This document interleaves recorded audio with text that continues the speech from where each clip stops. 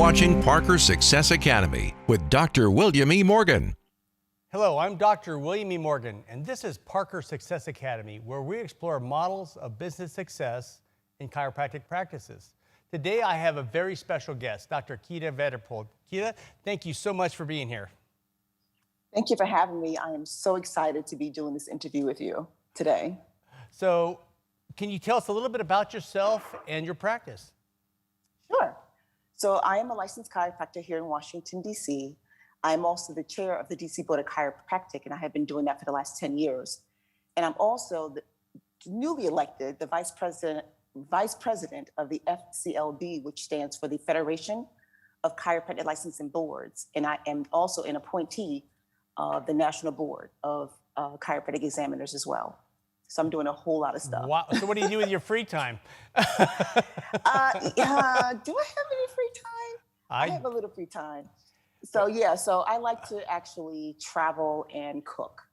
And Nice. so my husband's a really good cook, so you know I enjoy eating his food. So it looks like he's put some time in the Army. Yeah, he is a command sergeant major. Yeah, he's spent a lot of time in the military. Nice. That's fantastic. I have 3 kids in Yeah. the military. So what's a fun fact about you? Something that's interesting that most people may not know.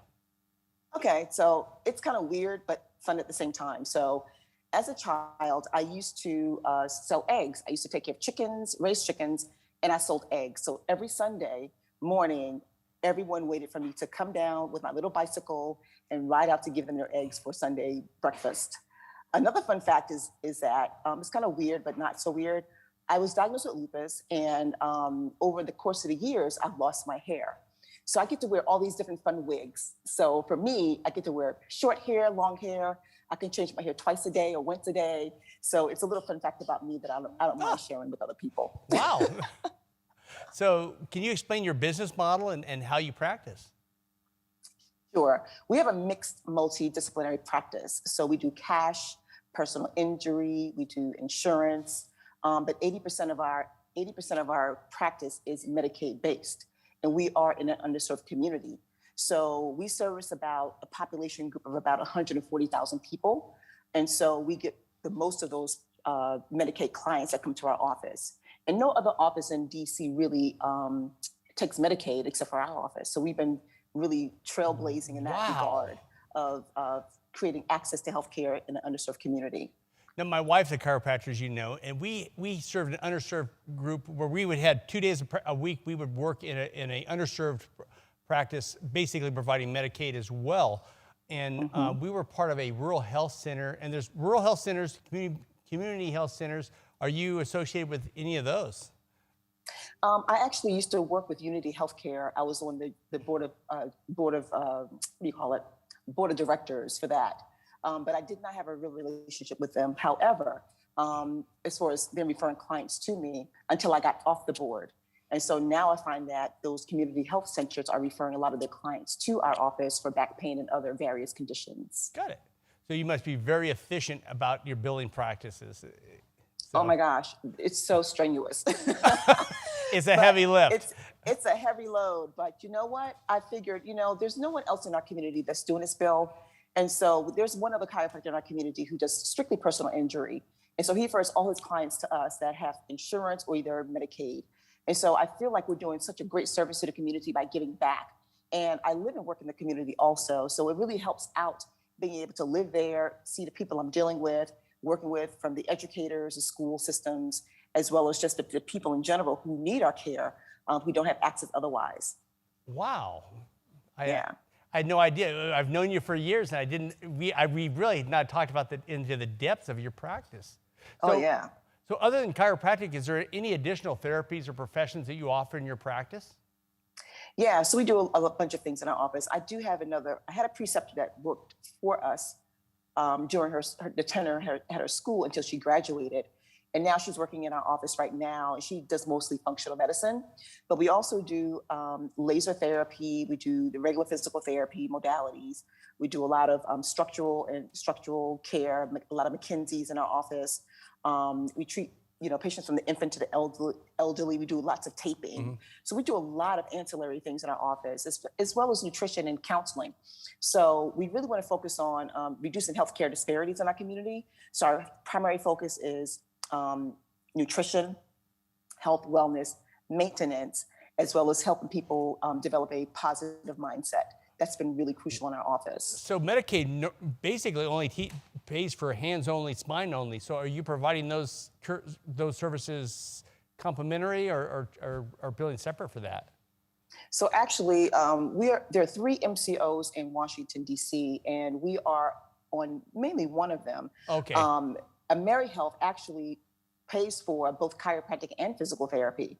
So we've been fortunate to that regard, as I've been lobbying for the last 11 years for it. So now I'm seeing it come to fruition right now in my office. But we're able to both have patients do both chiropractic and physical therapy, and both services are actually paid for, which is great. So it's a win. I think I know where you're going with this, but what is your personal definition of success? Success to me means being who you are, being present, and being joyful no matter what.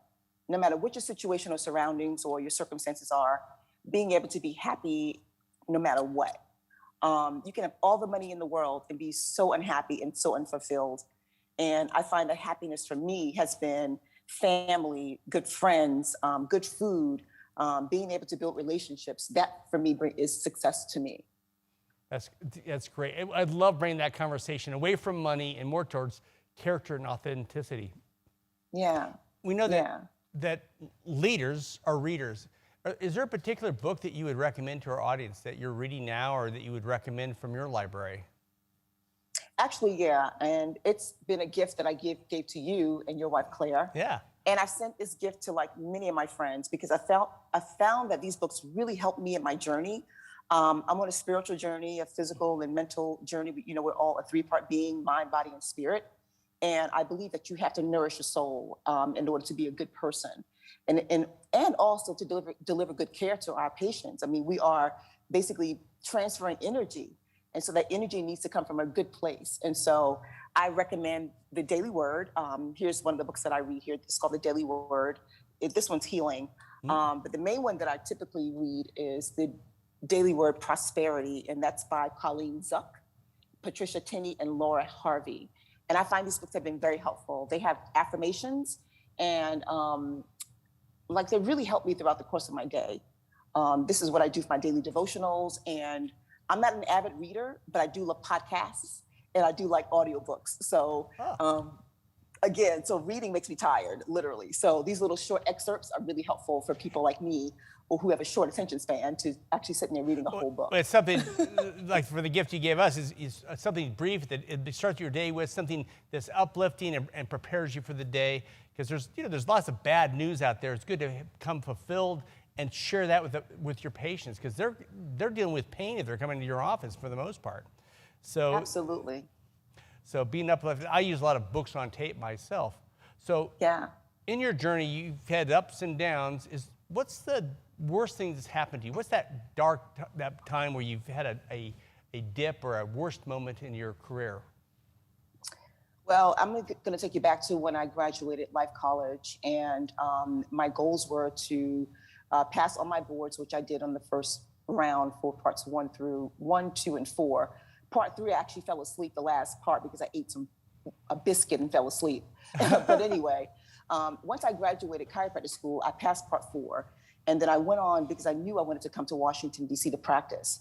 Against my better judgment, I did get my license in D.C. Against my better judgment, I stayed because a friend wanted me to stay along to open a practice with her. And against my better judgment, Bill, the core of my spirit said, no, Keita, just go to D.C., do what you said you're going to do for yourself. I didn't honor myself, and I ended up in a 10-year wilderness, literally with lots of ups and downs. I went through depression. I was suicidal. I've had, we all go through the transition where attorneys don't give you your money when you do your personal injury cases. A bunch of not so good mentors in my life. And so it was a really hard road for me in Atlanta. And so my last year in Atlanta, about 9 months before I left, I was in some heavy prayer. And I said, God, if it's for me to be here in Atlanta, so be it, but I have to get out because I'm going to die if I stay here. Whoa. And so I started packing, like literally packing, like 9 months before I left. I didn't know where I was going, Bill. I didn't know where I was going to go, where I was going to do. I had no job lined up, but I knew I had to pack. And as I was packing, my spirit I felt strong in my spirit. And literally 3 days before I left to move to DC, because my brother had an apartment there, I got a call from DC, and it was a colleague of mine that I forgot about, but he passed my name along to some business owner, and this physical therapist was on maternity leave. So they said, Dr. Vanterpool, would you like to work in our office? I says, well, this is my rate, my fee. He says, well, I can do this. I said, well, I will only work for this. And so we negotiated a rate that was far beyond what I ever expected. And literally 3 days prior to my leaving Atlanta, I had a job lined up. So it's emotional because it shows you the power of God and how when you're supposed to be doing a certain thing, that if you don't honor yourself, you kind of cut yourself off from the path of being ahead of the game. So what I've learned was to always honor myself no matter what, because at the end of the day, you have to be true to yourself or else life happens to you. Wow. So, yeah. Sounds like the story of Jonah. Oh my God, yeah, it was literally the story of Jonah. So you're running away from where God wanted you in DC, and I could tell you're Yep. fulfilled in DC, and also Yeah. how you're flourishing throughout the whole world. You're a world leader now in chiropractic. Thank you. That happened because you fulfilled your calling and went to DC. So what's a pivotal moment in your journey? Something that's kind of shifted directions. You may have just shared it with me. Well, it's a little bit of that. I've had Bill, literally there are like several sabbaticals I've taken throughout this practice of mine, because I think like many of us who come out of school, we have this grandiose idea of what's life going to be like when we get out of school, whether it's opening your own practice or working with someone as an associate or independent contractor. And I've had the opportunity to work as all three of those and even venture out on my own to open my own business. And I did that through faith and just stepping out because I saw something better for myself that I wanted. And the ability to not accept just anything, I think for any new doctor coming out, you have to learn your value. And a lot of us don't understand our value because we think that they need us, which they do, and that we need them so bad that we're willing to take and accept anything, and understanding that you don't have to do that. And I've learned throughout the years that I have to value who I am and what I bring to the table and not allow anyone or anything to take me off that path. So another pivotal moment happened, and I'll just give you this other one because this was huge. I was working as, actually, how do I tell this story? So when I came to Washington, D.C., I opened a practice in Maryland, and then I met a rock star, and then I was planning on moving to Europe, so I closed my practice, and then that didn't work out, so I came back to the States. A literal rock star? Yeah. Okay. Yeah, a pop star. Yeah, he was a bass player. Okay. And so anyway, I was going to move over to Europe, but I found out that if I don't know the language, Keita, then it's going to be really difficult and challenging. And I like having my own money. So I ended up coming back and did a sabbatical and then became a personal trainer. And then I did that for a couple years and then did something else totally outside of the scope of practice. I ended up doing, becoming a chiropractor, doing independent they call IEPs, individual education plans for special needs students. And I developed this thing where I was the first chiropractor ever to do this in Washington, D.C. So I felt like I've, opened some doors for chiropractors in that regard. And I did that for a little while and then took another sabbatical because that's not what I wanted to do. And so I found myself going through these periods of ups and downs and just not really figuring out where I wanted to be and what I wanted to do. And I just kept asking God, what is my purpose? I mean, what is my purpose? I really need to know what that is. And so I finally was able to open another practice, and that ended up getting shut down because the persons that I was dealing with, they were not being honest about paying the rent, and we all ended up getting kicked out of this space. So that for me was pivotal because I had to give up everything I worked for, all my patients. That was my way of income, my way of living. And I had to just stop all over again. So I felt like, oh my God, I cannot be a chiropractor anymore. This is freaking me out. this is not what I'm meant to be doing. So I wanted to just give up. And so I took another sabbatical for about 3 years. I said, I just can't do this anymore. And after that, what I ended up doing was running for office, for city council. I said, because if this is not working for me, I want to be able to promulgate some kind of change so that way chiropractors can work and live in DC and make money and take care of our underserved community at the same time. And so I felt like I could make change in that way. So I did not win, but it also just allowed me to see how many things that were out there for me to do. And I'm not limited in my capacity as just being a chiropractor. I can do more than just be a chiropractor. So that's what that taught me as far as all these ups and downs and pivotal moments in my life. And I've had several of those. I'm giving you short snippets of it because there's so much that I'll put in a book a little later. I know just from our relationship over the years that I know some of the key things about your life is to know your purpose and your value. If I was to define you as a friend of mine, that you are centered in your purpose, what you should be doing, but also you're centered in your value, that you know that you have value and you know who you are and that you're not going to be taken advantage of. And you know that. It's something you probably learned through the school of hard knocks along the way, but those two things I think really define who you are as a person. So I appreciate that. What advice would you give a younger version of yourself as you graduate from college? The advice I would give myself is be true to yourself no matter what. Don't be steered by anybody's other's dreams. Your dream is your dream, and that's individual to you and specific for you, and follow that path. Things may look shiny and good on this end or that end, but at the end of the day, if you're not true to yourself, you'll never be happy. Very good. Yeah. So chiropractic marketing and advertising to patients is a big topic. What tips would you give to younger chiropractors or people starting to practice based on your practice as far as marketing? Well, marketing has never really been my strong point. And so I was so happy when I got this preceptor who's a millennial and they know everything about social media. So having her on board has been such a blessing for us in our office, where she's able to say, Dr. Keita, let's do some marketing today. Let's go take some pictures here and pictures there, and let's do some posts. And so just posting throughout the day and posting our patients and posting things like that, that really brings life and brings our practice to life. Actually, it humanizes it actually, and makes people want to come in. They get that warm, fuzzy feeling. In our office, Bill, I didn't tell you this, but when people come in our office, it's an experience. It's not like you come into the office and get cracked up. It's an experience that they come in. We actually hit all of your senses, from your vision to your smell to the audio. We listen to the megahertz music, the 528, the 432s. We have the essential oils going on in the office because those actually help heal the body as well. And we have what else we have? The vision, the sound, and the smells. And so it's a really comfortable environment. One side of our office is specifically geared for the physical therapy side, and the other side is for more manual therapy services where they can actually relax, hear the music, and it gets into their cells and their soul.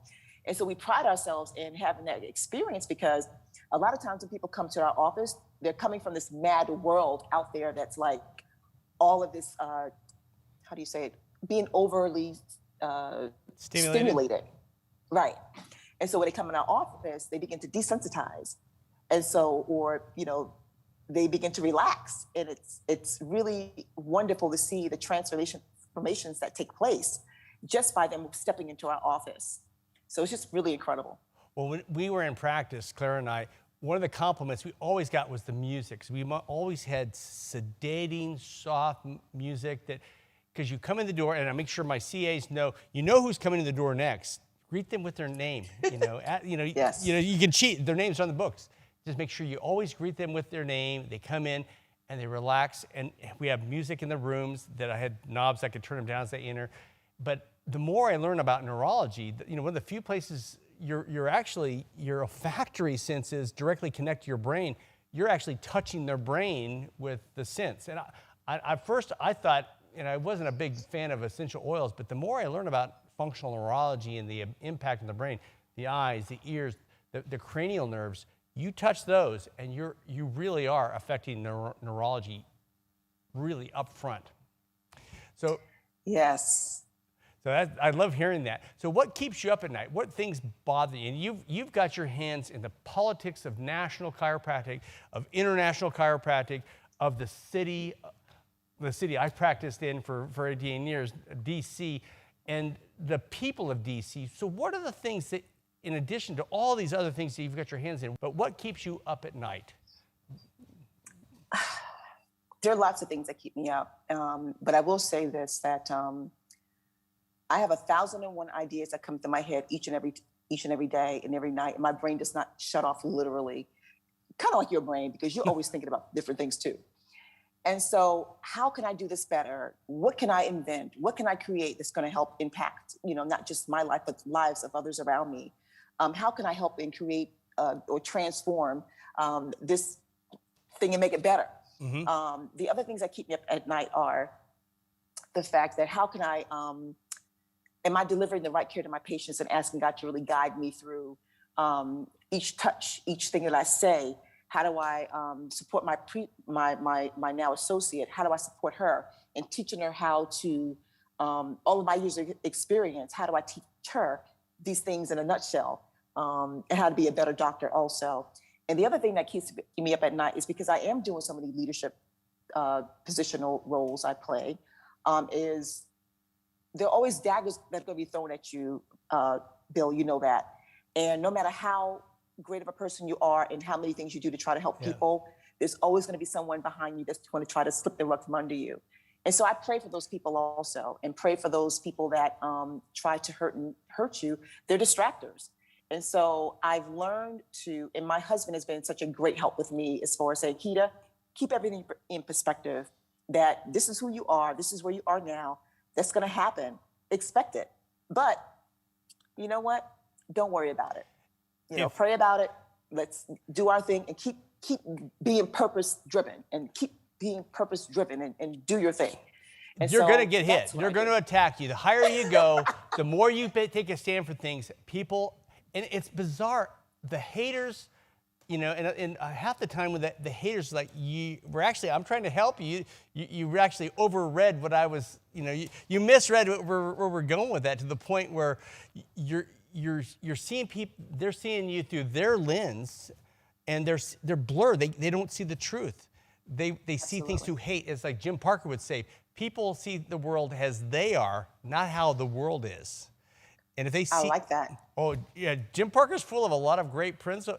Has a lot of great principles. But somebody who's bitter and angry, they'll look through the world and they see a bitter, angry place. But someone who's full of love and compassion see the world as full of love and compassion.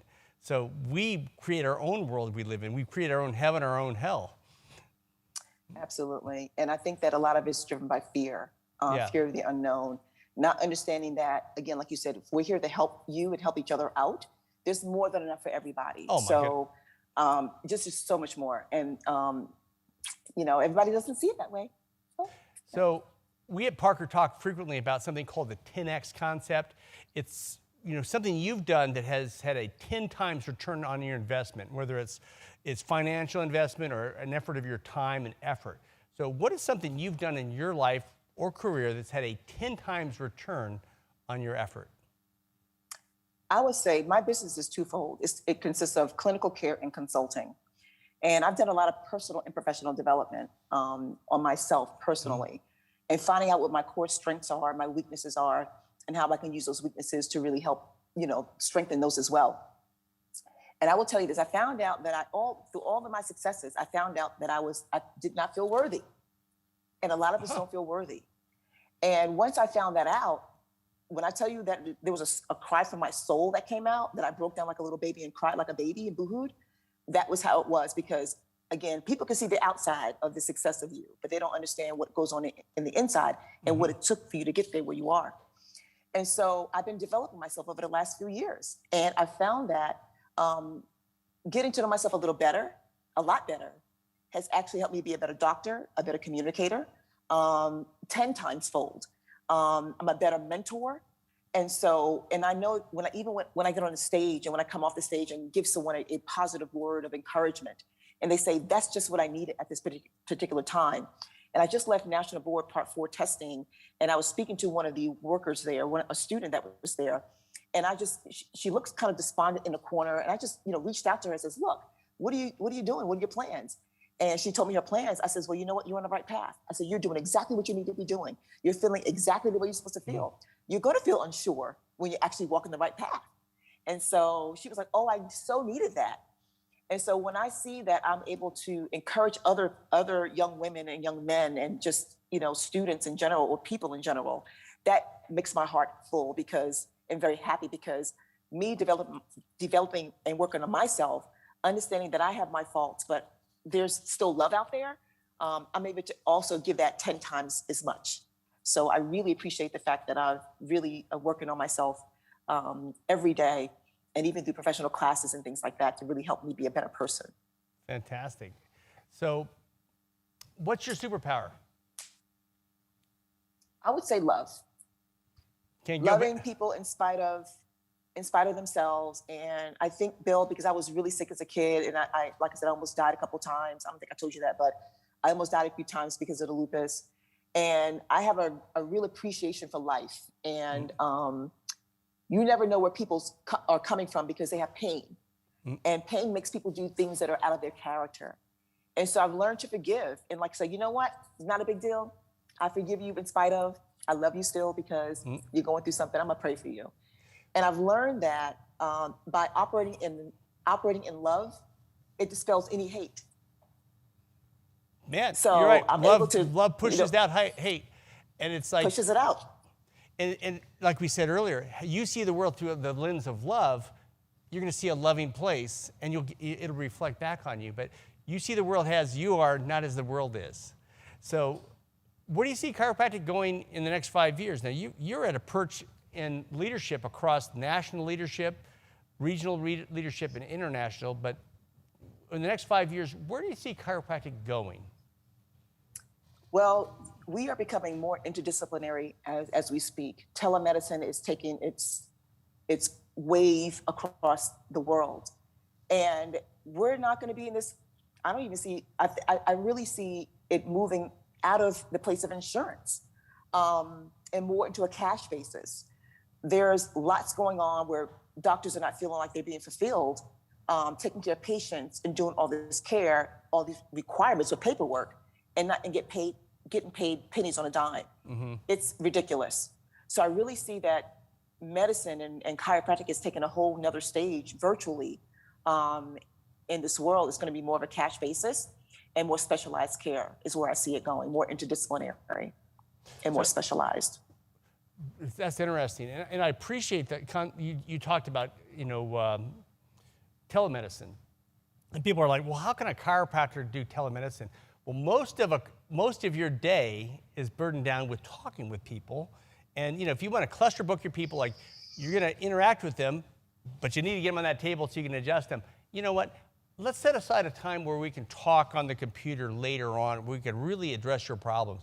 So I think if we really broke it down, you could probably maximize your clinic time by doing your adjustments, doing the interaction, do whatever interaction you need to.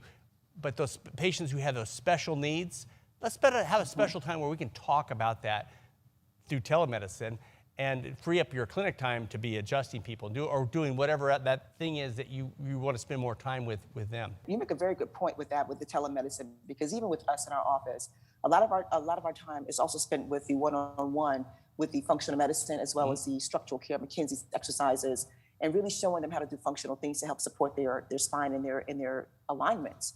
And so with telemedicine, you can certainly do therapeutic activities with them right there, as well as therapeutic exercises. So there's lots of things you can do. Activities of daily living. So those things can be billed. And so it's not far to see that telemedicine has its place and we can still be profitable in this time. Well, I think that's a nut to be cracked for chiropractic. That, like right now, we're interacting, we're thousands of miles apart. We could discuss activities of daily living. You could show me exercises. I could show you how I move, and you can make corrections. If we maximize that, so that we max it. So otherwise, I know when I get behind when I was in practice, I would get behind when we started talking. Somebody who had special needs, and I'm like, you know what? I want to talk more about that, Bob. How about we talk, we arrange a time to talk about that in detail, where they have plenty of time. And there's times, Absolutely. I think if we use that, we can as one of those levers we can pull to free up your adjusting time and then have your functional medicine time, your functional neurology time set aside for other times. Absolutely. And So- nutrition, we do a lot of nutrition too. So nutrition can be done. The world is, all of it. And you're a great. You're people can't see you, but you're a very fit person and have a strong physical presence when you're there. You wouldn't guess that you were sickly as a child, because you are a very fit person, as you were a trainer, and I can tell you exercise and take care of yourself. But so that physical presence, plays a lot too, and it also shows your patients that you care enough about health that you live the life. Absolutely. So absolutely. What's one takeaway you'd like to leave with our audience, and can you share contact information for those who'd like to get a hold of you? Sure, I'll share my contact information first. I am Dr. Keita Vanterpool. Our office number is 202-536-2473, and my email address is drkeitav@gmail.com. That's D like David, R like Robert, Keita, V like violin, @gmail.com. One takeaway, I think I'm going to repeat myself. Basically, be yourself, be true to who you are at all times. Know that you are great, you are awesome, you are a wonderful person, a wonderful human being. And it's incumbent upon you to be yourself, because only you can do your best. Boom. The world needs you. That's great. And God will bring patients into your life that only you can help. They're coming to you, and only you. It doesn't matter how great somebody else is. If you're that doctor, they come to you. You're the one who can touch their life and make that change. You've been listening to Dr. Keita Vanterpool, and this is Parker Success Academy. Thank you. Thank you, Bill. Thank you. Thanks for watching another episode of Parker Success Academy with Dr. William E. Morgan.